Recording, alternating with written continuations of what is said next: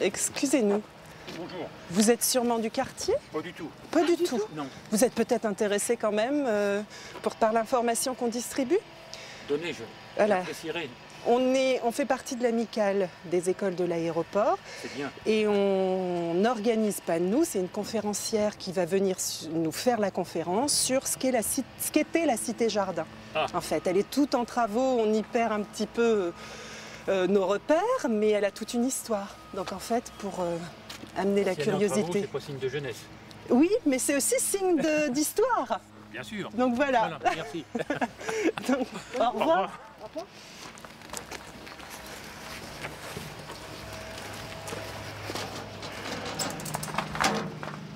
Moi, quand je suis arrivée dans ce quartier il y a 1 an et demi, ces petites maisons à toit terrasse, cubiques, c'est quand même une architecture qui n'est pas commune, hein, qui n'est pas commune à Bourges, centre-ville, avec ces maisons à colombage. Voilà, donc on se doute bien que c'est... En plus, c'est un ensemble, donc on passe là, on se dit, tiens, elles sont décidément pas comme ailleurs, ces petites maisons. D'où ça vient? Qu'est-ce que c'est?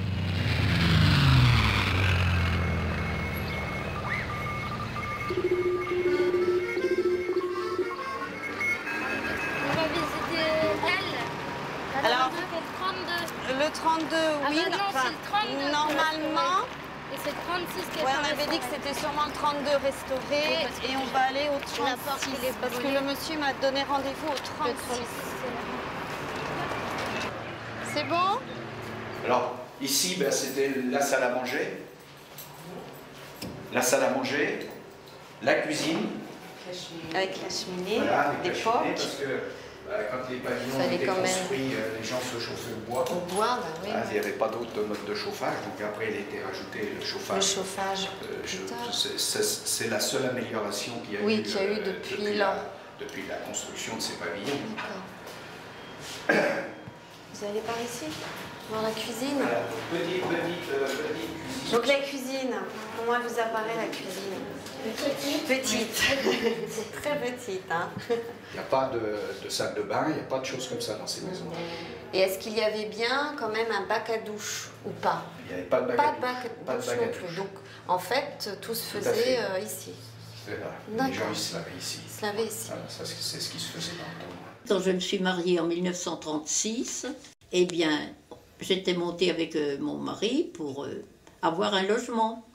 Alors c'est là où on avait vu une petite cuisine, des voies de terre, une sortie dans la cour, une entrée protégée devant, puis c'était neuf, c'était beau.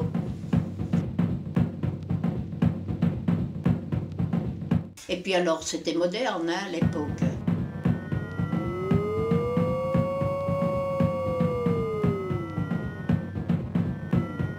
Et il y avait l'eau Et il y avait l'eau. sur Et il l'évier. y avait l'évier.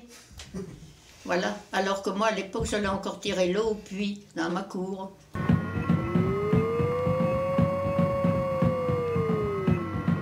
C'est que ça change vite en une vie. Ça change souvent plusieurs fois, hein, tout le long d'une vie.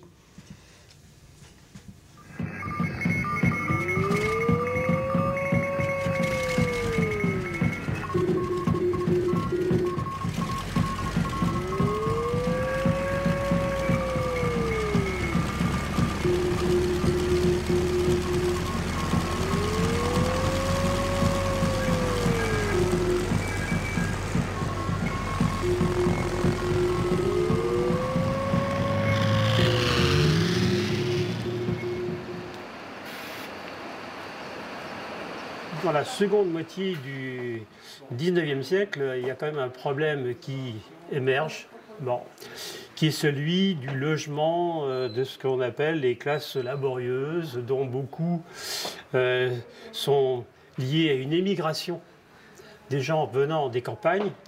On a donc précipité vers les villes des foules qui ont été logées dans des conditions misérables. D'où la prise de conscience.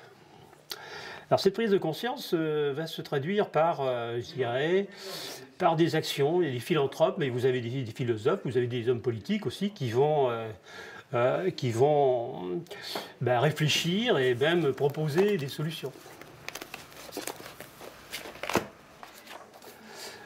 Ah bah tenez, là je tombe sur, on va le garder là ici, c'est les villas de Tony Garnier, mais il faut retrouver d'abord le plan, voilà. Tout ça c'est, ah voilà, vous voyez. Alors, vous avez une personnalité qui va quand même marquer d'une manière plus décisive, bah, c'est Tony Garnier, jeune architecte qui obtient le prix de Rome. Il obtient le prix de Rome à la fin du 19e siècle. Cet homme pense l'organisation d'une ville rationnelle correspondant aux besoins de l'époque. Lui, il va faire le plan, concevoir une maison industrielle. Il va, par exemple, définir les écoles, les maisons. Alors là, vous avez un plan d'école, et là, plan de maison et une volumétrie de maison. Alors en voilà d'autres. C'est là l'origine hein, de la cité-jardin de l'aéroport.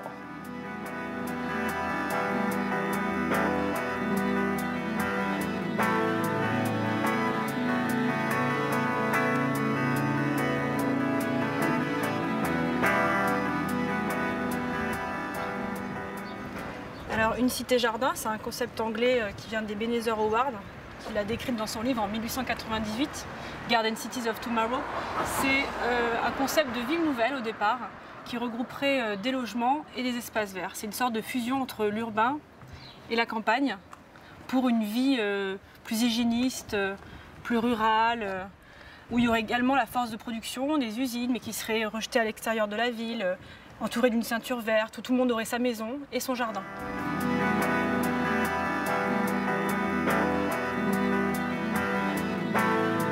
Le concept a été importé d'Angleterre par différents théoriciens et par différents patrons paternalistes dès le début du XXe siècle. Mais il a surtout été mis en exergue par Henri Sellier dès 1919, lorsqu'il crée l'Office public d'habitat bon marché de la Seine. Il décide que tous ces nouveaux quartiers seront créés selon ce concept, regroupant à la fois des logements collectifs, des logements individuels, des espaces verts, des lieux de socialisation, beaucoup d'équipements, pour qu'en fait toute la force ouvrière qui était logée dans des conditions insalubres à cette époque, avec une crise économique grave, une crise du logement aussi, puisse bénéficier de logements propres. Il y avait une vision un peu aussi encore paternaliste dans sa façon de faire, puisqu'il voulait que finalement, plutôt qu'ils aillent dans des bars après les ouvriers, qu'ils aillent s'occuper de leur jardin, au cinéma, au théâtre. C'était vraiment une vision réformiste de la société aussi. C'est l'hygiène, c'est l'aide aux taudis, l'aide aux enfants malades, l'aide l'anti-alcoolique, l'anti-prostitution, c'est tout ce que vous voulez. Donc je lui ai dit, on ne peut pas faire un truc de papa, il était tout. À côté de chez nous, à Suresnes, il y avait une famille dont le père était directeur d'une école religieuse. Ils n'étaient pas socialistes, ceux-là. Hein.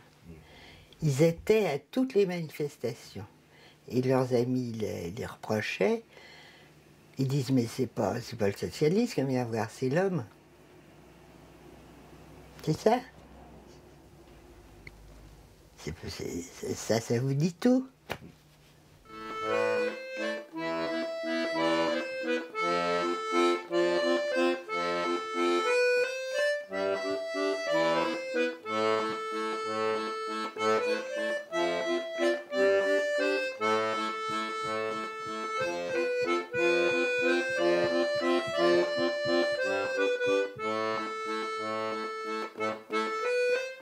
Il a construit plusieurs cités-jardins très connues en région parisienne, comme Suresnes, Le Plessis-Robinson, Arcueil, Stein, Châtenay-Malabry. Il avait carrément créé une agence d'architecture qui regroupait 7 architectes, enfin 7 groupes d'architectes qui faisaient des voyages d'études, étaient formés pour qu'ils soient vraiment à l'avant-garde, et d'un point de vue architectural formel, et d'un point de vue des techniques, pour faire vraiment de ces logements sociaux un laboratoire d'expérience. Et Henri Sellier était berrichon au départ, et socialiste, comme Henri Laudier, qui est le maire de Bourges dès 1919, et président aussi qui crée un office HLM, administrateur. Ils étaient amis, du même parti, très influents ici.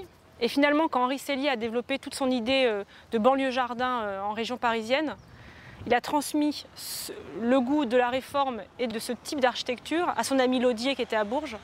En fait, cette cité-jardin de l'aéroport, c'était le premier programme de logement social de cette ampleur.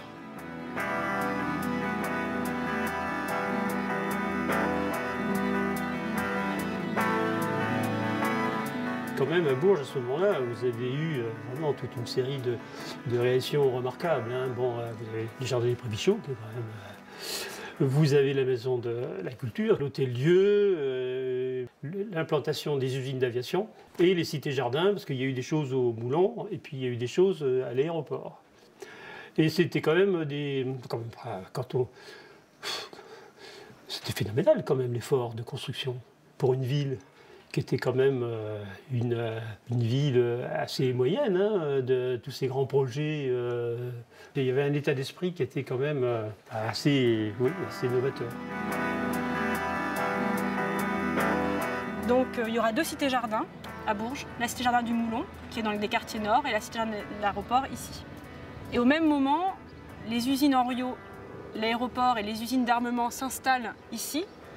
Donc je crois qu'en 1935, on a près de 1000 personnes employées dans ces usines, des ouvriers, des employés, des ingénieurs, qu'il faut loger.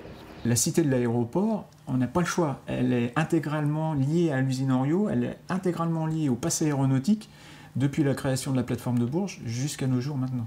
Donc là, c'est la cité avant livraison.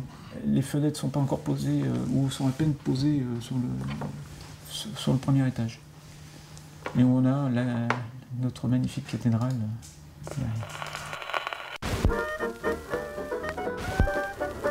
Là, on est dans tout début des années 30. On est dans l'usine Henriot. C'est la seule photo que je connaisse des entoileuses. Alors c'était un travail qui était réservé aux femmes. Leur travail consistait à entoiler les ailes et le fuselage parfois, mais les ailes, dans le cas présent, ce sont des ailes des Potez 25. Et les Potez 25, c'était des avions de reconnaissance, c'était un petit peu la bonne à tout faire, mais qui ont été énormément utilisés des années 20 jusque dans les années 40, voire même après. Donc là, on a la partie interne de l'usine. C'est la fabrication des Potez 25, donc de A à Z. Menuiserie, plaquage, ferronnerie, il y avait vraiment tout ce qu'il fallait sur place. On voit la fabrication des ailes, les fuselages, et au final, on avait la mise en service des Potez 25, donc les réglages moteurs. On voit les mécaniciens en train de faire les réglages moteurs. Et ce qui est intéressant, c'est qu'on a à l'arrière la cité en construction. Il n'y a pas encore les fenêtres, on voit les échafaudages.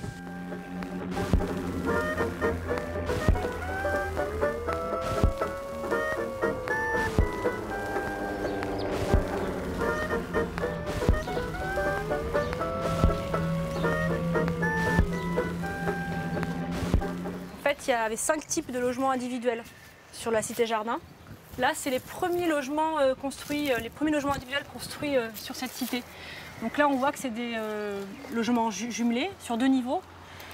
Tous les logements font environ 60 mètres carrés. Ils sont installés sur des parcelles de 300 mètres carrés, donc ils ont tous un jardin privatif. Ils sont soit en bande, soit jumelés. Suivant la qualité, enfin en tout cas la forme, des différences de loyer. Évidemment, le loyer le moins cher, c'est dans le collectif. Après, c'est dans les logements individuels en bande. Après, dans les logements jumelés. Et surtout, les logements comme ça, dits en maçonnerie, c'est-à-dire c'est du béton avec du plaquage pierre, où là, c'était déjà un loyer un peu plus élevé qui était destiné davantage au contremaître ou à l'ingénieur qu'à l'ouvrier de la société Henriot. Il y avait vraiment comme ça, il y avait une volonté de mixité, c'est-à-dire qu'il y avait un peu toutes les classes sociales représentées dans cette cité-jardin, mais avec des logements adaptés quand même aux moyens de chacun. On a demandé à l'OD d'accélérer la construction des logements dans la cité-jardin pour qu'ils puissent être logés près de leur lieu de travail. C'est ce qui fait aussi qu'a créé sûrement cette appropriation du quartier, ce bon voisinage, ces lieux de socialisation, parce qu'ils travaillent au même endroit, ils vivent au même endroit. Forcément, ça crée des liens.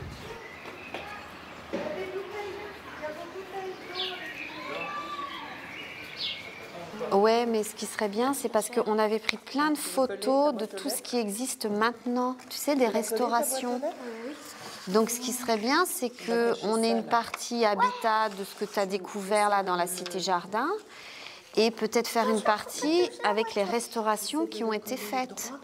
Destruction d'immeubles, reconstruction d'immeubles. Tu vois ?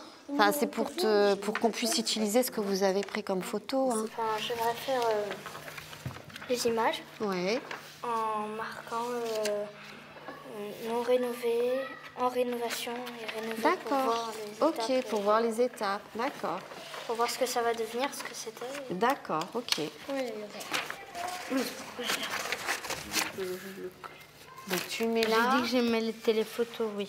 Tu mets les photos, tu mets ton texte. J'ai fait d'abord un dossier habitation et espace vert. Et après, j'ai fait un dossier sur l'aéroport. Je suis en train de le commencer, donc j'ai fait un dossier sur Louis Blériot. Puis je vais mettre une autre photo de cet avion en dessous de la première page. Pourquoi ça aurait été dommage de la détruire, cette cité-jardin? Parce que quand même, elle est ancienne. Et puis, c'est quand même le quartier de plusieurs enfants et qu'il faut la préserver. Toi, tu habites pratiquement dans le quartier.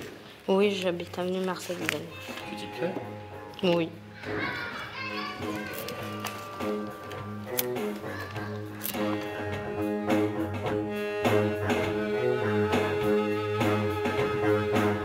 Alors cette photographie-là date de 1935, phase finale de construction avant l'inauguration. La construction de l'aérogare avait été légitimée par la création de la ligne aérienne, une série de lignes aériennes qui couvraient toute la France. C'était un bâtiment qui était très richement décoré, il y avait des mosaïques partout, il y avait de la faïence. C'était vraiment une très belle construction. Et donc l'aérogare, comme un aérogare moderne, il y avait tout ce qu'il fallait à l'intérieur, y compris le bar.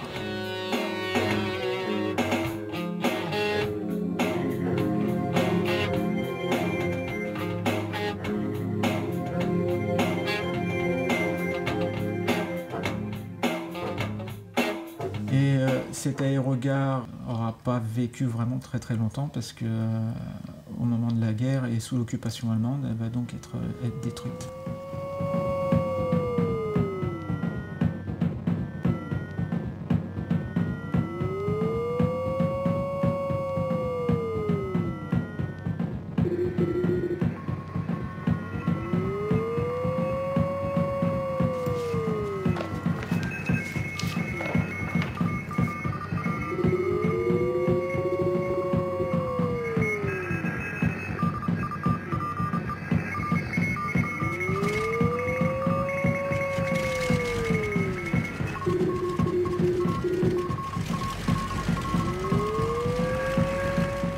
Tout de suite, à l'arrivée de l'usine Henriot, Henriot a créé son école d'aviation. À l'origine, c'était une école d'aviation civile, à but civil, pour former les pilotes. Donc là, on a l'usine Henriot dans les années 30, avec l'école que l'on a là, et la fameuse tour horloge, le cadran de l'horloge de chaque côté, les armes de la ville de Bourges, et au-dessus, ce qu'on pourrait appeler une sorte de gyrophare pour les approches de nuit et les atterrissages de nuit.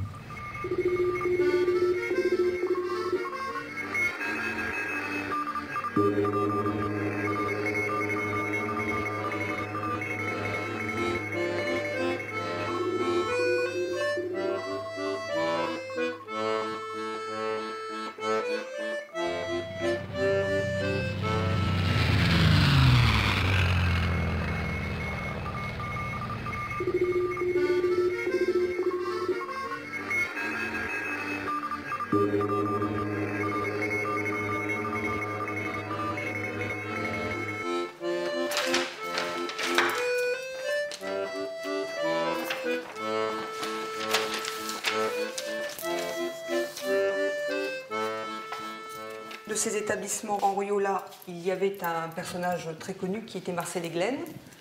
Ça, c'est aussi un cliché vert du fonds MBDA, où on retrouve Marcel Eglen ici. Voilà, en compagnie de 3 de ses collègues. Et là, un petit clin d'œil à travers la presse. Bourges possède donc une section d'aviation populaire qui connaît déjà une belle prospérité. Et on peut remarquer sur cette photo de groupe, qui est prise devant l'aérogare de Bourges, le maire Henri Laudier au centre, et à son côté, Marcel Eglen. Avec un exemplaire sur un avion qui était l'Henriot 232, et on voit bien, ça commence à s'effacer, mais que c'était un exemplaire qui lui était donc dédié.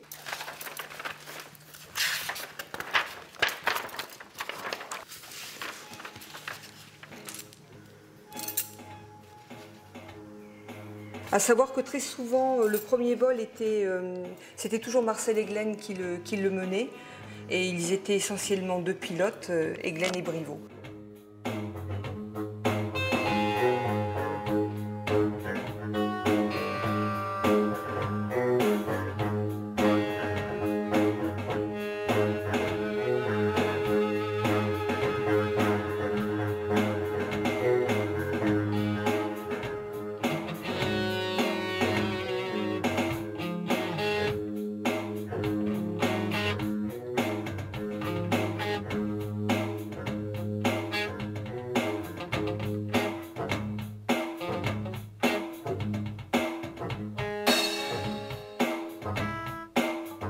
Quand j'étais scolaire, enfin collégien, on avait un professeur qui avait obtenu un échange entre scolaires, mexicains et berniers.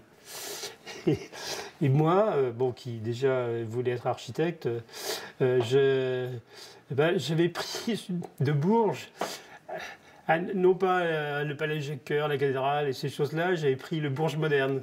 J'étais allé dessiner la cité-jardin pour illustrer vraiment l'aspect de Bourges que l'on voulait communiquer aux petits Mexicains. Bon, ces architectures modernes, moi, ça me touchait. Les maisons de la cité-jardin, comme celle de Tony Garnier, dérivent du cube, avec des projections horizontales qui sont au niveau de corniches. Et puis il y a les volumes cubiques qui sont quand même, je dirais, dotés de saillies, de volumes en saillies, avec également des dalles en béton qui projettent, si vous voulez, pour avoir en quelque sorte une certaine dynamique. On retrouve un peu les schémas de Tony Garnier, mais avec une économie de moyens, évidemment, adaptée aux ressources de ces maisons qui sont du logement social. Ceci constitue en quelque sorte le vocabulaire de base. En fait, au-delà de la modernité de l'architecture, ces toits terrasses, qu'on n'avait pas l'habitude de voir dans les années 30, au-delà d'un traitement quand même fin des extérieurs, c'est surtout le paysage qui est vraiment de qualité dans cette cité-jardin. Donc un peu laissé à l'abandon, comme on peut le constater en ce moment, puisqu'ils sont en pleine réhabilitation. Mais vous aviez en fait dans chaque îlot, comme ça, entouré d'immeubles, ce qu'ils appelaient des cœurs.